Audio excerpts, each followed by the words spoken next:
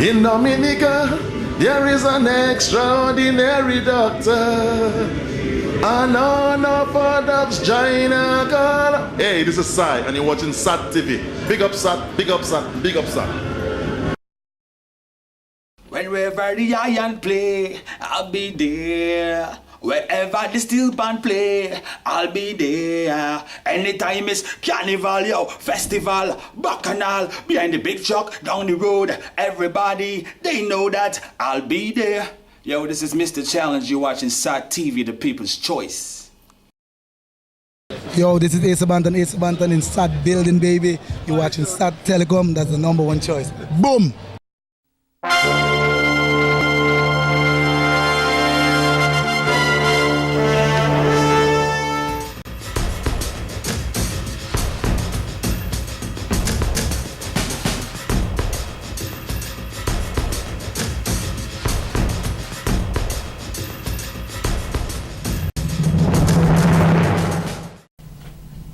Good evening, I am your presenter, Deslin Joseph. Welcome to SAT TV News. Among the major developments, 3 persons being questioned following dead body discovery in Loda. St. Vincent PM denies allegations of $1 million removal. Oscar Pistorius charged with murder. And in sports, 6 top T20 players chosen to represent 6 franchises for CPL. Details of these and other stories after the break. SAT TV. Drink your drink. SAT TV. SAT Telecom. SAT TV. Crossfire the bomb. SAT TV. Dominica the norm. TV. Yeah man, SAT TV Crossfire. The people's choice. That's for real. right.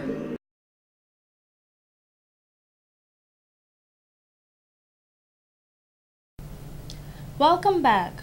With construction of the new Dominica State College Stock Farm campus expected to be completed by September of 2013, President of the DSC, Dr. Donald Peters, is of the view that the state-of-the-art facility will be a school of technology.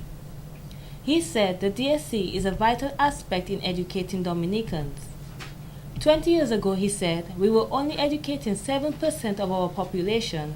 However, this was increased to 26%, which is on par with the world's average. Dr. Peters pointed out that the future of our country depends on our ability to manage the budget. However, we need to be educated to ensure it's done well. With that, he said we cannot sit back and wait on other universities to educate our people, as we are the ones to do it ourselves, hence the reason for the DSC. I think it would be 80%. The main campuses, classrooms and administrative offices are already almost ready. The new buildings for agriculture is almost complete. On 1st of March, we start the renovations. The word renovation is a misnomer because actually they are going to build new buildings. They're taking down the South Block, North Block, and the auto mechanic workshop, and they're going to construct new ones. And that will finish hopefully by August. So we should be able to move in September in the total new construction. And when we move, we're going to change those buildings there also into student union, cafeterias, etc. So we're hoping by September we should be able to move. Dr. Peters says currently the DSC has a population of 1,740 students. However, by 2014 they are hoping to increase to 2,000 and by 2015 to 2,500. They will be offering bachelor's degrees in 2014, especially for adults. Night classes will also be offered.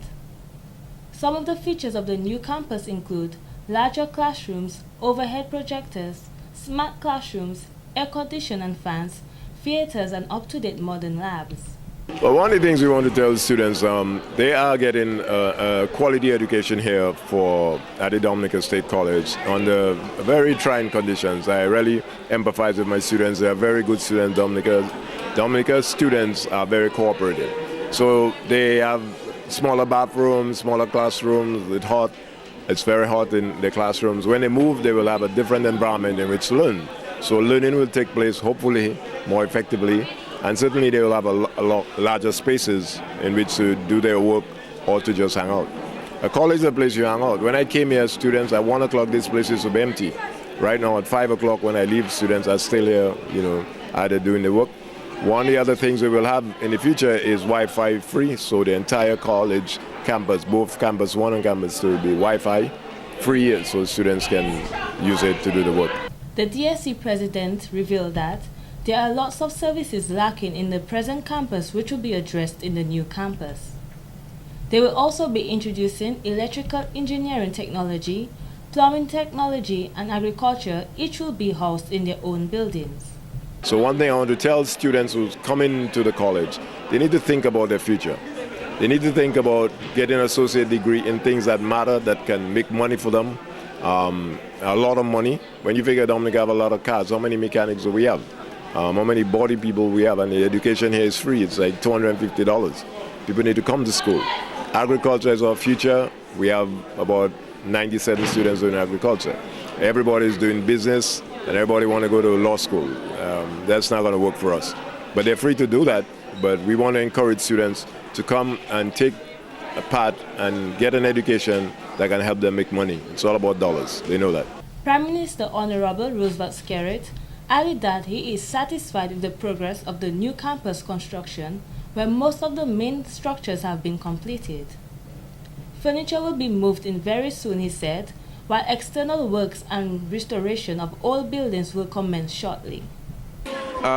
We believe that for there to be learning and quality tuition, quality parting of knowledge, that the environment must be conducive. The classroom can't be too hot and it can't be too cold.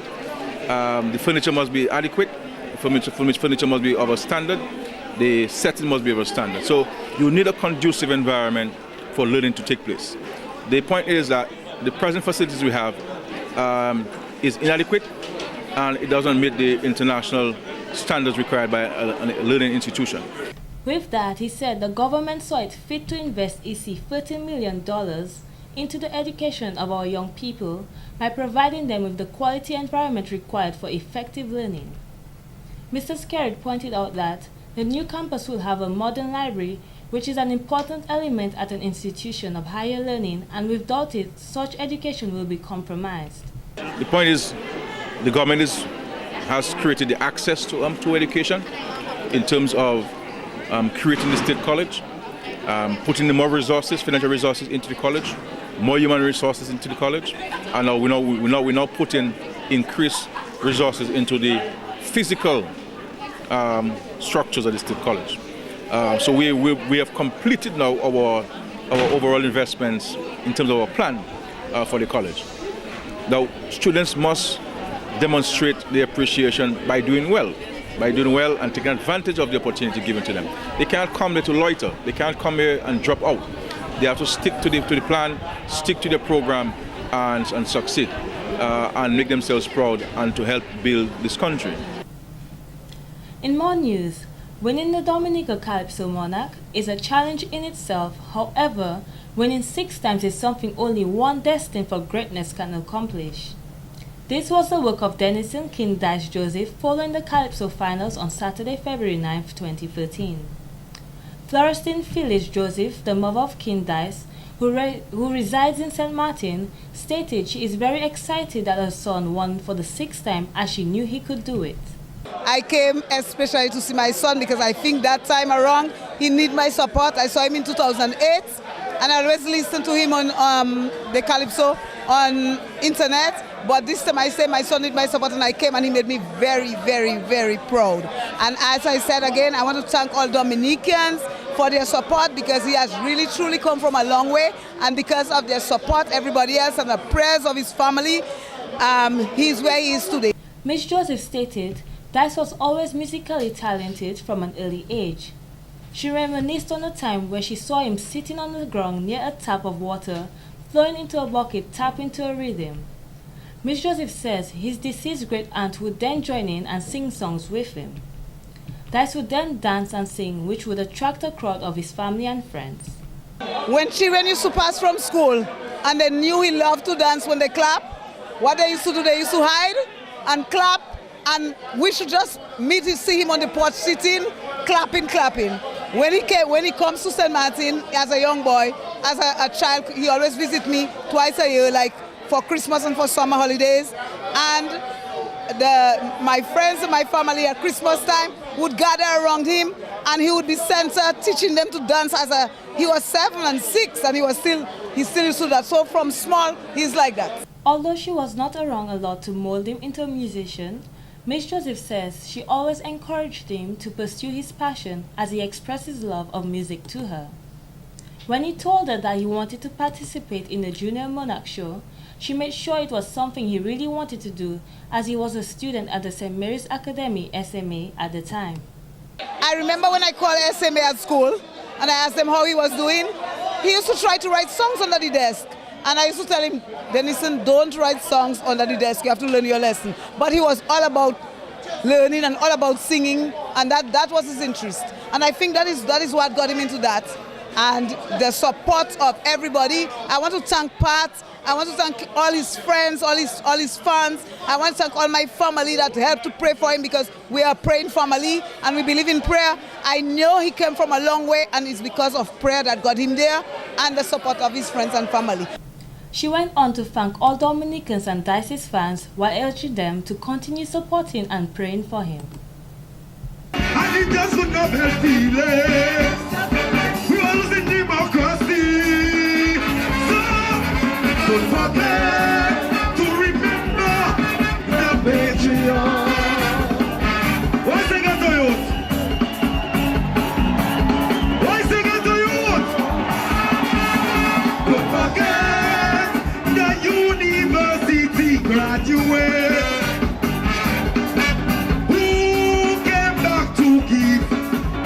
To take, yes, the masters who took a stand, civil servants would, even when they broke. Historians, Calypsonians. So this time we could.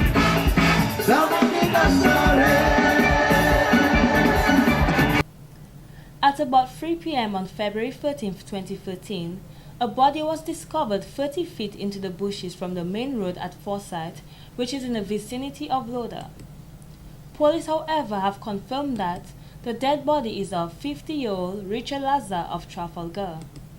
The deceased suffered multiple injuries to the body, and the body was taken to the Princess Margaret Hospital, where it was examined by a medical practitioner and was pronounced dead. A coroner's inquest will be convened, to be followed by a post-mortem to determine the cause of the death. 3 men are now being questioned by the police in connection with the dead body. The names of the men were not released as they have not been charged with any crime. In other news, Lent has begun.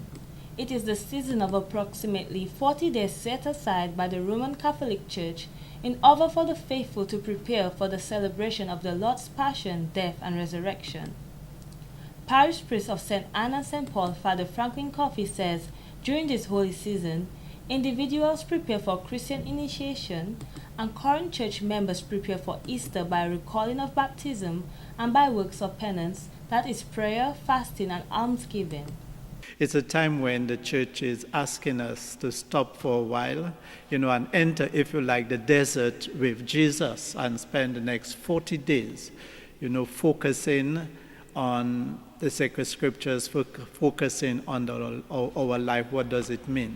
So the Pope resigns on World Day of the Sick.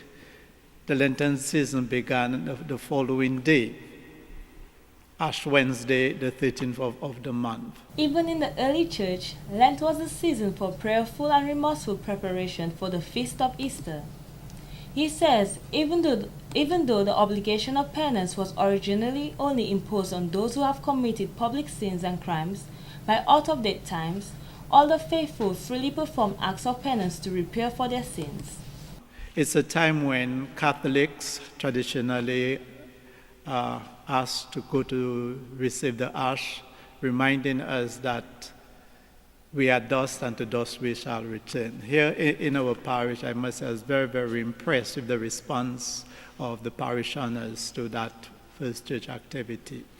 And I'd like to refer to Joel chapter 2, where it says, "Even now, says the Lord, return to me with your whole heart, You know, the heart is the center of the human person, drawing us to our mind, body, and soul. This is the core of our being. Everything happens to our heart. Father Coffey says, the holy season of Great Lent is not just like any other season of the year, and it ought not to be treated as such. It is a unique period. In more news, 2 people were very unlucky on Thursday, February 14th, as they were involved in a head-on collision in Canefield. Eyewitnesses said that one of the vehicles was coming from the northerly direction and the other from the south. The vehicle coming from the northerly direction was allegedly driven by a foreigner at the wrong side of the road, which caused the accident. Both drivers were taken to the Princess Margaret Hospital. Our reporters arrived at the scene at the same time with the fire services and ambulance services. Therefore, we were unable to get sufficient information. SAT-TV News will provide you with an update as soon as we receive additional information.